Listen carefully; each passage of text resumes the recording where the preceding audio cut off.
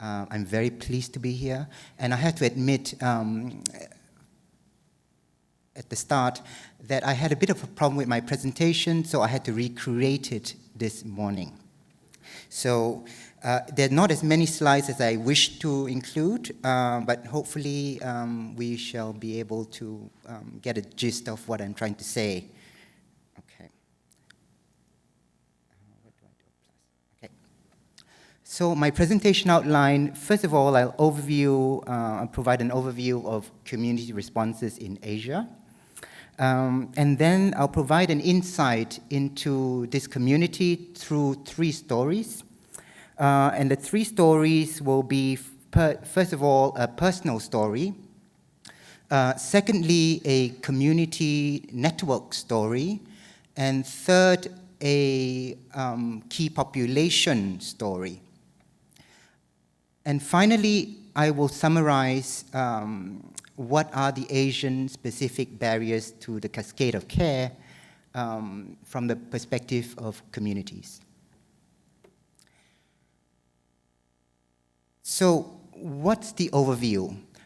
First of all, like Chris Myra has said, we're dealing with a concentrated epidemic among taboo topics in Asia. Highly taboo. People don't talk about alternative sexualities. People don't talk about drug use. People don't like to talk about sex work. Although a lot of these are happening, and they're happening informally, they're happening more than we think, and from what we understand being in community, they're happening all under the radar. And what happens is it also creates a disabling environment for people living with HIV in key populations. Why is that? It's because HIV itself is a taboo subject. People don't like to talk about being HIV positive. People don't like to be associated with people living with HIV, and people don't like to be, don't like to see sometimes that a positive person is coming up in the world, so to speak. This is not in a way malicious.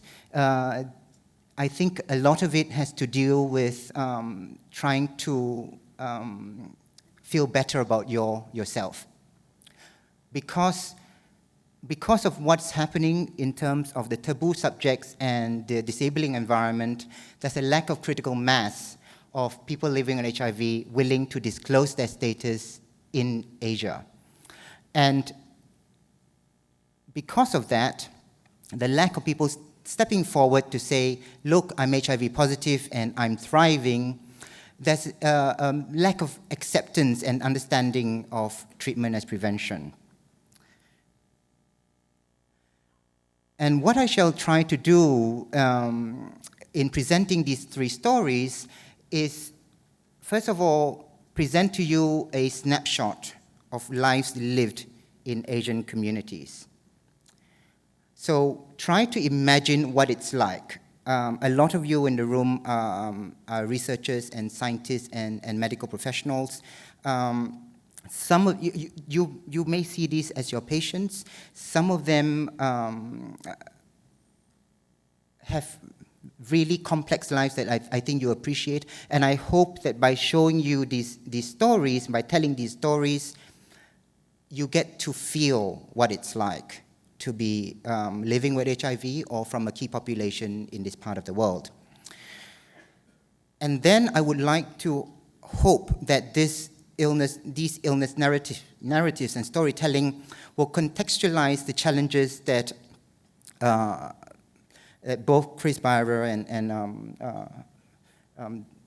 Prof. Fu have been able to ably demonstrate if we want to actually end AIDS in Asia and the Pacific. Finally, I hope that with this presentation, you get a perspective on the cascade of care from within communities.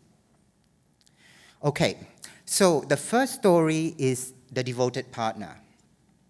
This person is is a man who has sex with men, a gay person, about 50 years old. He has a younger partner, about half his age. At that time that he described it, they've been living together for about 2 years.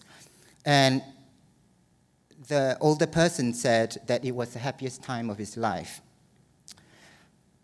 Subsequently, his partner was diagnosed HIV positive and non-Hodgkin's lymphoma.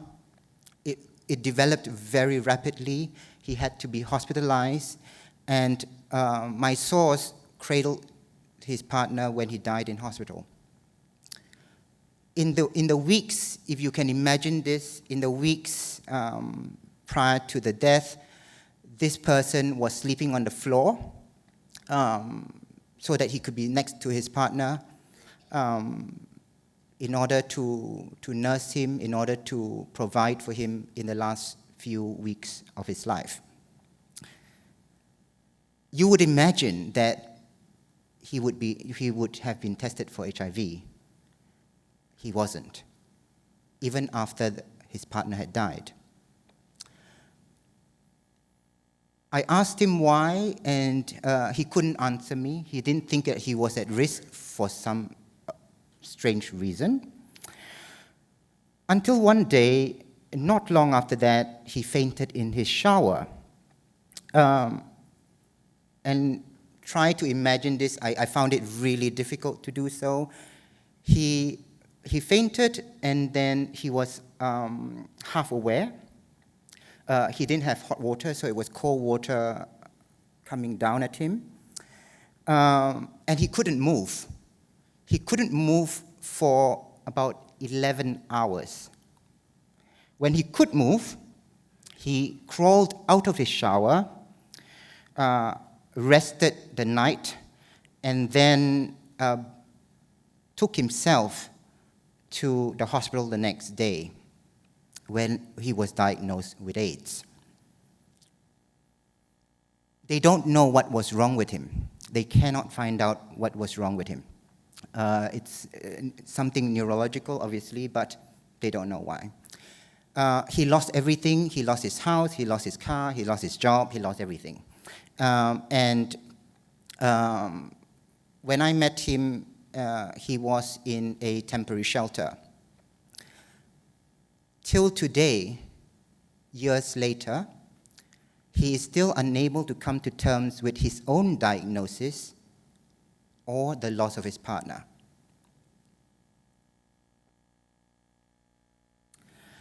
The next story is about a community network. So the context of this is a conservative South Asian city where violence is tolerated.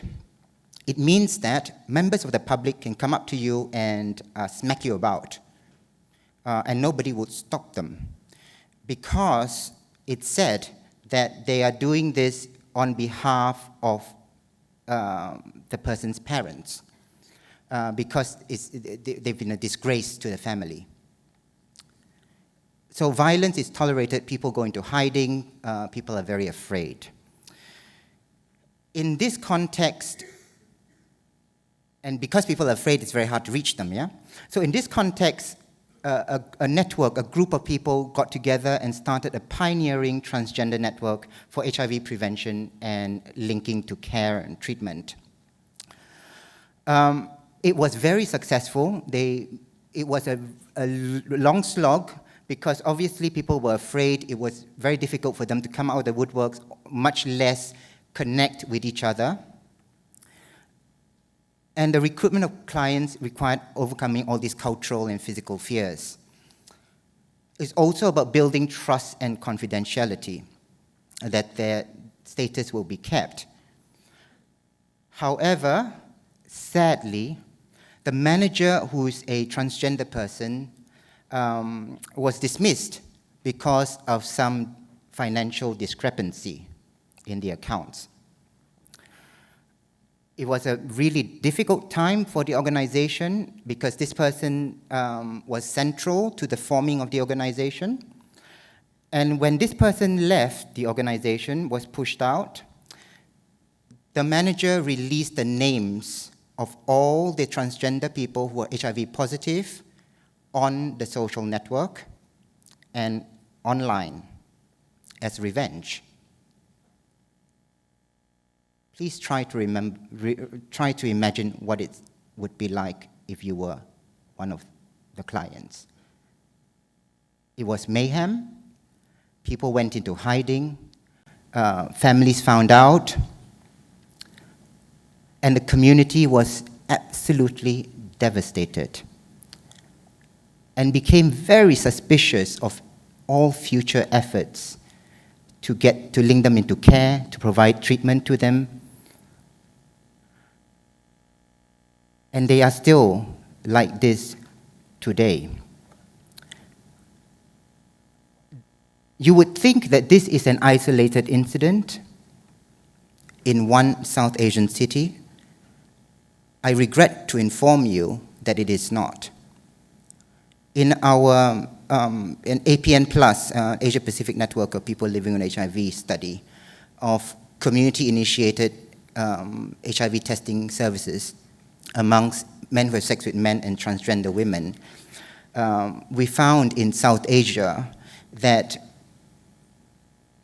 intra-community struggle where HIV is weaponized is quite common. So people don't want to be treated. They don't dare to be treated because somebody may find out. And a lot of them are involved in sex work to earn a living. And once that happens, it diminishes their capabilities to work. It is also used to, as a one-up, to steal people's clients, so to speak. When we found this out and we highlighted this, people, well, most of the community, most of the professionals, some of you may be in this room, didn't believe it, couldn't believe it. But it is our, the money that we're funneling into communities without proper confidentiality clauses and care is also part of the reason why this is occurring. Finally, we talked a lot about men who have sex with men being one of the greatest, maybe last global epidemic left in this part of the world, and global epidemic left in the world. And so what we found was sex parties are organized online. The last speaker mentioned Blood. There's more. The Blood is a Chinese social media app. There's Bigo for heterosexuals also. And what these apps allows people to communicate, and it allows it to become underground and away from scrutiny. What we've also found were syringes that are shared, and syringes are shared in injecting ice because they minimize detection. You just have to bring along one syringe rather than many. And why do they use syringes? Because you develop a tolerance to smoking ice. So syringes are the best. They do not consider themselves people who inject drugs because the cultural nuance is a person who injects drugs is someone who is incapable of working, who is incapable of holding a job, who is not able to function in society, while these people we talk about are able to do so. In fact, a lot of them hold high-powered jobs. And hence, with these high-powered jobs, and ice is expensive, what we found was an umbrella network where substances are being sponsored for younger MSM, younger people. And in these orgies that formed, sex happens a lot and over a long period of time. Usually starts on Thursdays, ends on Sunday night so that they can work on Monday. And what our intelligence also shows us is that within these populations are subgroups that help each other get work. So, for example, if I lost my job because my company found out that I was abusing or using substances, I could go to my network and they will recommend me to find another job. And in this way, the economy of substance use is being perpetuated. These networks also include dealers. So dealers would deal within these networks, and jobs will be found so that people can earn money to pay for these drugs. Yeah. So it's a closed loop, so to speak. It's very hard to get into these groups. You have to be referred, and you have to be you have to know somebody basically, and you have to be trusted. And once you're in, you are always on the lookout for new blood, because that's how the group evolves and the group perpetuates itself. It occurs mainly in gay networks, men who have sex with men, but we also have found some heterosexuals engaging in this behavior, although sex is what we think is not as rampant, but I may be wrong. They have few social networks capable of providing care because of the taboo, and because once you engage in it, it's very hard to admit to somebody, look, I have a drug problem. Because if you say that, then you have to label yourself an addict. And once you label yourself an addict, then it comes with the cultural competencies of, well, that you're at the margins of society, you're no use.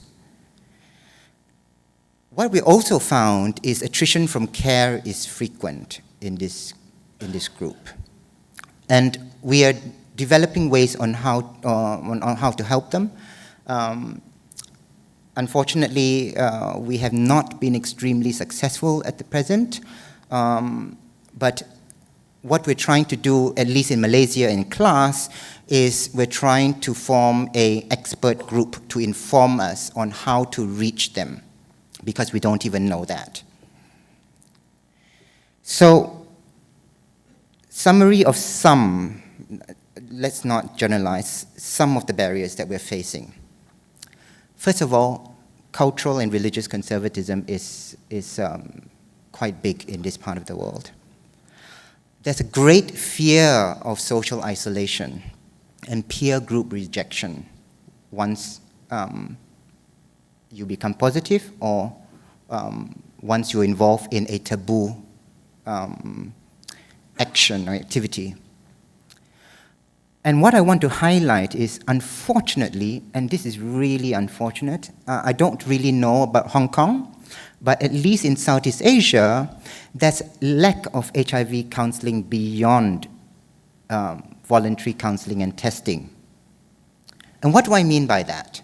So voluntary counseling and testing is to prepare you for the test, right?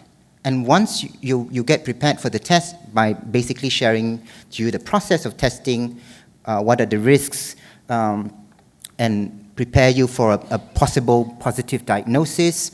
And once you have your result, they then, if you're negative, they try to, well, steer you away from risk. And if you're positive, tell you, look, there's treatment, and link you to care. HIV counseling is more than that. HIV counseling is about dealing with an HIV diagnosis and living with HIV. Our research has found that people living with HIV very commonly go through a process called biographical disruption. Their lives completely change after diagnosis. And if you can imagine this, like cancer, sometimes worse because you can't talk about it, you can talk about cancer.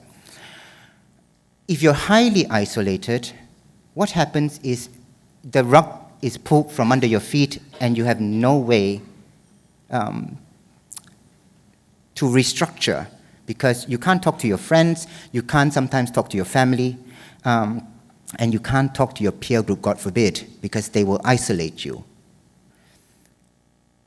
We also need to reimagine injection drug use, especially with gay people and men who have sex with men. We have to find a way to talk about injection drug use without the labeling of it. All of you are scientists in the room. I encourage you, I implore you, and I challenge you to do so. There's a lack of harm reduction for chemsex. We need to deal with this. So I started my presentation with the title of Saving Face and Losing Lives. Well, we're saving face because we don't want to talk about things that are taboo. We're saving face because we don't want to expose ourselves to say that we're less than a moral, acceptable citizen. We're saving face because we don't want to diminish the standing, the status of our families and our friends. Well, we can't keep doing this. Let us now strive for losing face but saving lives. Thank you.